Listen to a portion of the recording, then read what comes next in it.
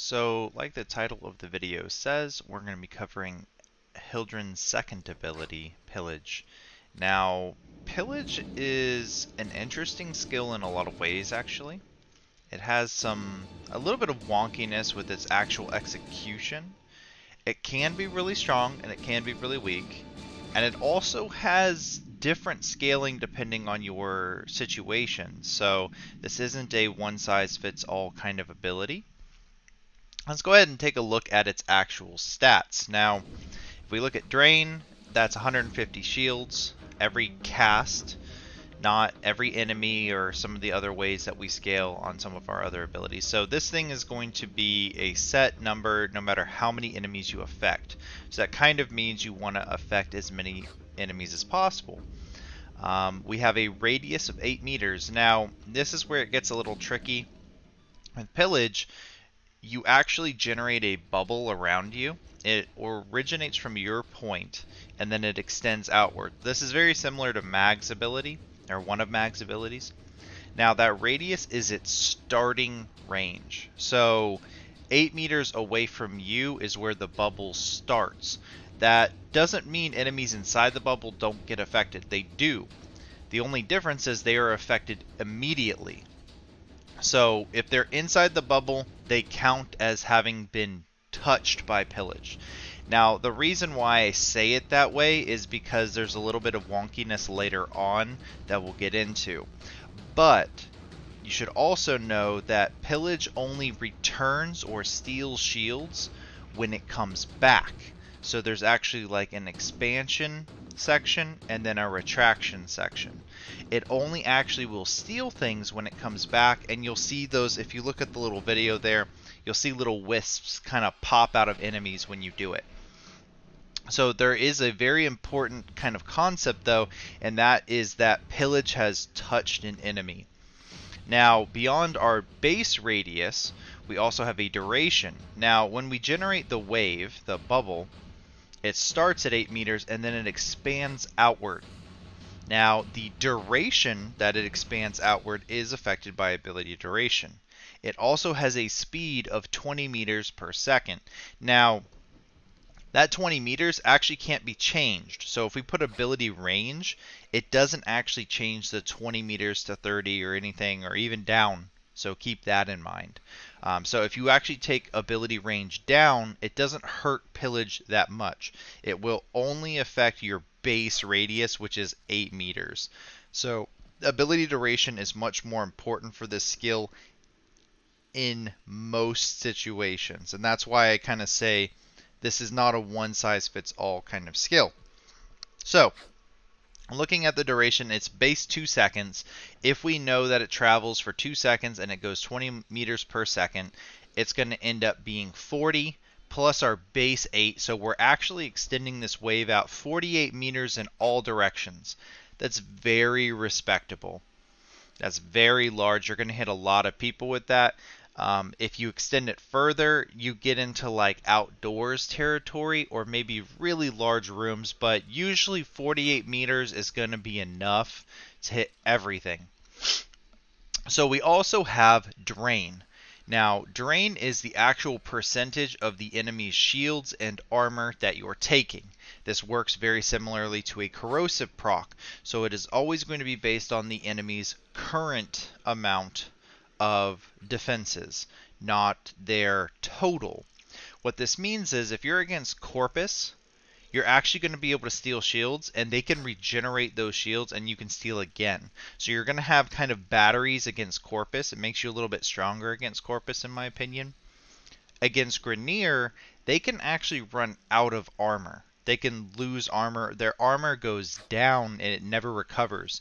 So if I start with an enemy that has 10,000 armor, we actually steal, 2,500 with the base version of Pillage. So we steal 2,500 armor from them and convert that into shields. Now this is a 1-to-1 conversion. So if we steal 2,500 armor, we get back 2,500 shields.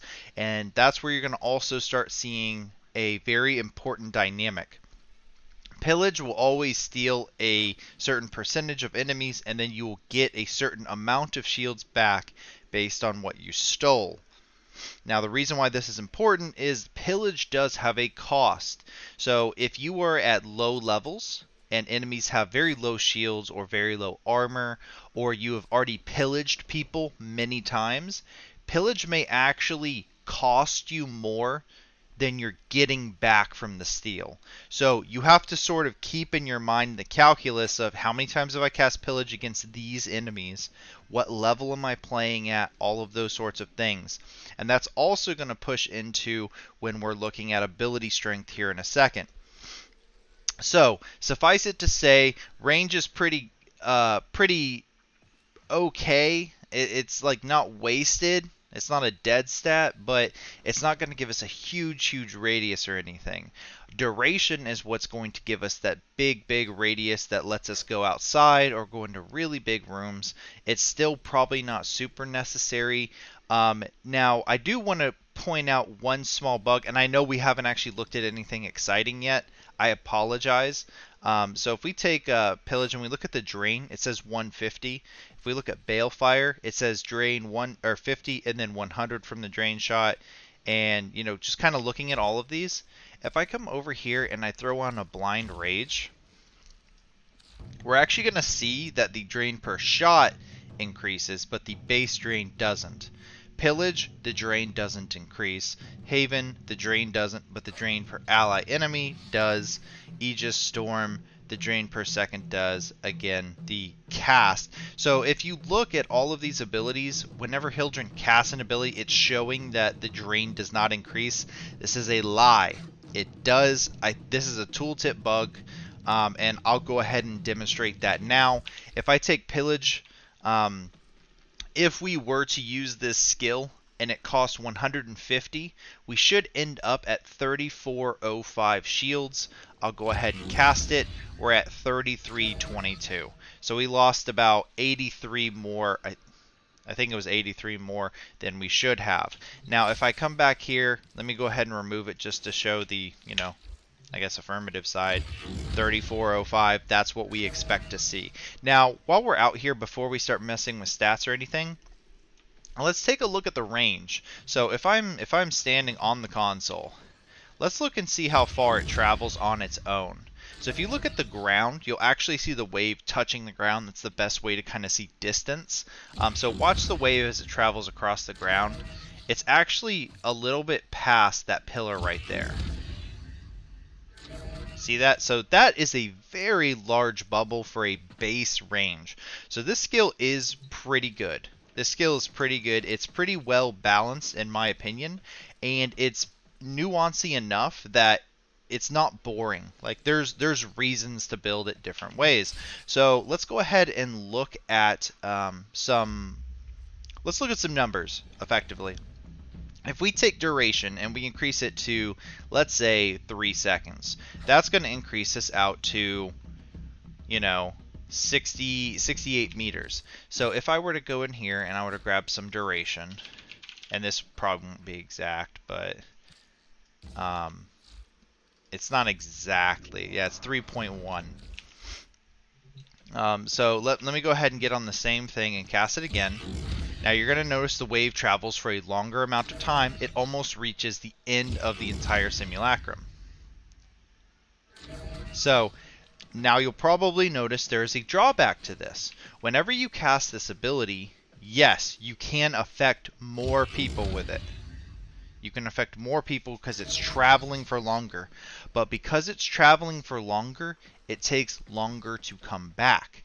You only steal, if you recall, when the wave comes back to you. So whenever you cast this ability, if you're doing it in an emergency or a defensive situation, you're going to want to recall it. Now you can do this by pressing the ability again. So if you watch, the wave will not get that far. And you can just double tap, and it's pretty instantaneous. It's very responsive when you double tap this. You can also tap it at any point during the wave's duration. So this is its full duration. I'm going to do it about halfway through. So I can recall it at any point. The instant I recall it, I'm going to start stealing those shields back. Now, those shields do actually have a travel time. So if I were to, oh, I have paused AI. I am sorry. Let me go back. Like I said before, these enemies will actually spawn wisps above them. So let this guy hit me. So I'm gonna steal now, and you're gonna see the wave travel. And did you see that little thing come out of him? It wasn't instantaneous. I don't know if you could see it that well. I'm going to try one more time. But there's a little wisp that comes out of him. It's hard with bombards because they have so much... let me do this. Ah, I can actually do it from back here, huh? That would be a good... Did you see it there? That was a little bit better. So it is not instantaneous that you get your shields back. However, enemies will be stolen from instantaneously. So there is a little bit of a caveat there. They will lose their shields, they will lose their armor instantly. However, there is a small travel time that shield actually has to get back to you. So this further kind of complicates your defensive scenario, right? If you're using this for, high levels of defense, it's going to be kind of hard if you are not timing it properly. If you really press it as an oh crap button, it's probably too late. Unless you have your passive up, of course, where you have invincibility, then it's really still good. But if you don't have that up at the time, it's going to be pretty hard for you to survive using it. Now, let me go ahead and get rid of this guy, and I'm going to increase their level a little bit. And okay, I did. I paused there, AI. I also want to show that this doesn't just return shields, it also returns overshields. And it can charge up all the way up to 1200, just like all the other overshields can. She has really good shields, but her overshields are no bigger than anyone else's. She's not like, I think Harrow does that. She does have an interesting effect on her overshields, though. Whenever she has overshields, basically she is not vulnerable to statuses. And let me go ahead and bring up her wiki page real quick, and we can take a look at that. Her passive has a lot of stuff in it. I really just want to cover the overshield portion because this is the ability that grants her that. But sorry. Overshields protect Hildryn's health pool from damage types that normally bypass shields to directly affect health, such as slash or toxin damage. So basically, whenever we have her overshield, we don't have to worry about that. We don't have to worry about the things that basically penetrate our shields and one-shot us. Now, that being said, in my experience at high levels, let me go ahead and unpause him real quick. You're not going to be able to sit inside of your overshield all the time. So you probably are going to want a different method to deal with slash and the like. So we lost way more than that. Granted, we don't have adaption proccing. We're not regenerating shield right now.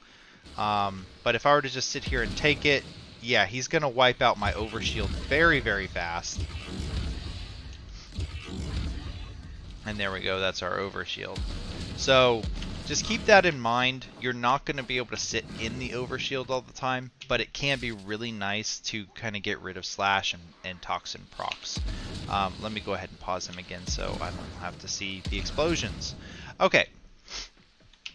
So now that we kind of have that out of the way, I want to cover one last wonky thing about this ability. And that's before we start getting into outright stats. I'm kind of covering the usage and how you would want to manipulate the skill. So what's really weird about this skill, let me go ahead and generate another one. He's paused. So what's really weird about this skill is that your wave has to touch an enemy. And I know that sounds easy because it's a massive wave, right? It's enormous. However, the wave itself actually has line of sight issues. So what that means is if we cast our bubble right here, we should expect to see our shields go down to 3405. When we steal from him, we should expect to get Overshields because he's a fresh bombard. He has tons of shield or armor for us to steal. So let's go ahead and cast it. Nothing happens, right? We didn't actually get that extra 150 shields back. We just regenerated it because we haven't been hit. So watch again, 3405. It starts regenerating on its own. Now if I come out here and I use it, boom, we get it. Now if you actually look at an enemy, you can kind of notice that they are affected by it or not. You see where they're kind of like emanating a wave and they're like shooting out sparks and everything.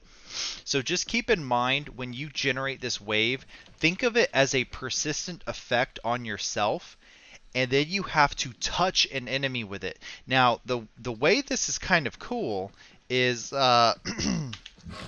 let me go ahead and go back in to reset my shields real quick. There we go. Now what you can actually do is you don't have to maintain line of sight of them when you cast it or even when it comes back. Neither of those things are important.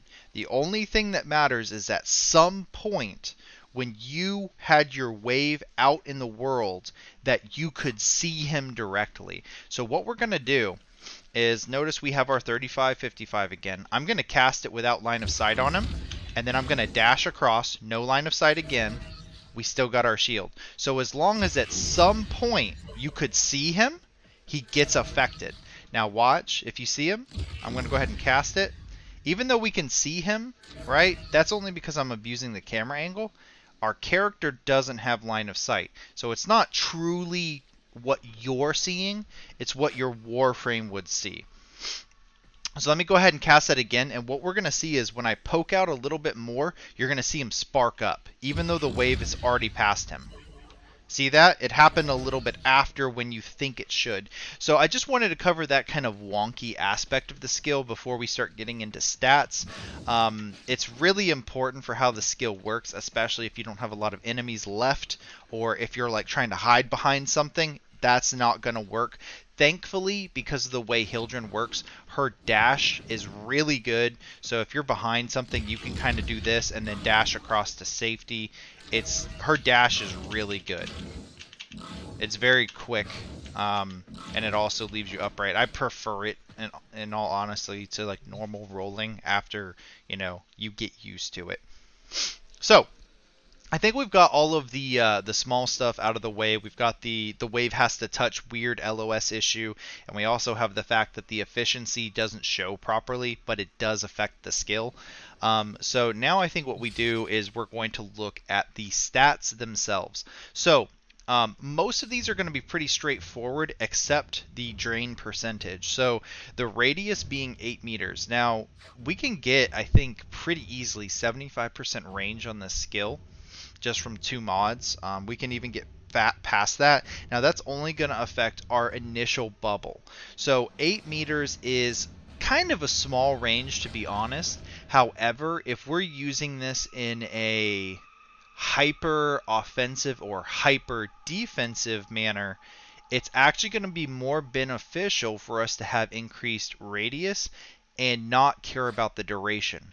The reason I say that is this. If we are in the middle of a lot of enemies and we need to either strip a bombard of armor very quickly or to get shields perpetually, we're not going to be letting it spread. We're going to be spamming it, right? And as long as I can spam, I can live. As long as I'm not getting knocked down or something. So just keep in mind, if you're in a very close situation where you need to lower armor quickly, or you need to steal health, get defensive stats back, you're actually going to be able to scale your radius just fine.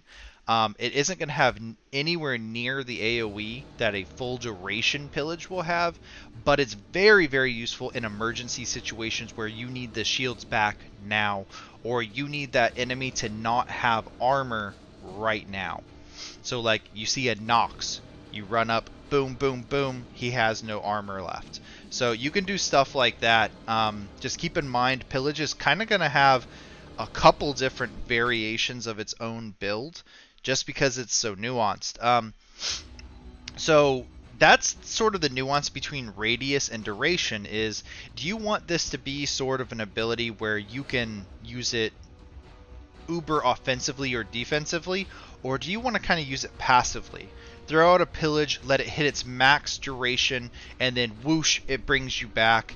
Now, Pillage is generally going to be, in a big AoE, is going to be better for when you're running with allies, or you're not running corrosive projection, things like that, when you don't have a full team running corrosive projection.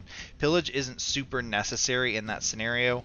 That's why I don't like corrosive projection in general. It's just too strong in like Grenier type maps. But beyond getting into that, I apologize. I started to get into a tangent. I need to get better at that. You're going to have to decide if you want to build a high duration or a high radius build with this. Now, you don't actually need to do either. Its base duration is pretty okay, so you don't really need to build duration. But if you want to build if you want to do like a quick cast and retract build, you are going to need to build a little bit of radius, a little bit of range. Now, getting into drain, this is where it gets a little complicated. Now, I'm not talking about the drain to cast it. I'm talking about the amount of shields and armor that you're draining from enemies. This is where you get into the offensive versus defensive territory. So if I go over here and I throw on a blind rage again, we're going to see that we actually start stealing up to 49% of an enemy's shields and armor. This is way better than a standard corrosive proc. This is, I mean, effectively a full stack ignite proc now, but we can repeat it. So if we're going to want to actually strip enemies of armor very quickly, this is the way. Like, this is really strong. Now, I don't think this is worth it on Corpus in general. I think Corpus you can use as batteries a lot more effectively than you can Grenier, but it also comes down to how many times can you pillage. So, like I kind of alluded to previously, we need to kind of be tracking how many times we pillaged an enemy, especially in Grenier situations where they can't recover armor. If we pillage an enemy, let me go ahead and unpause and generate a new one. And what we're going to do is I'm going to take a little bit of damage and we're going to see what it looks like. Alright, so 4755 from whatever I was at. Plenty of shields back. Alright, now I need to get hit again to strip some of that. Let me get hit one more time. Okay, there we go.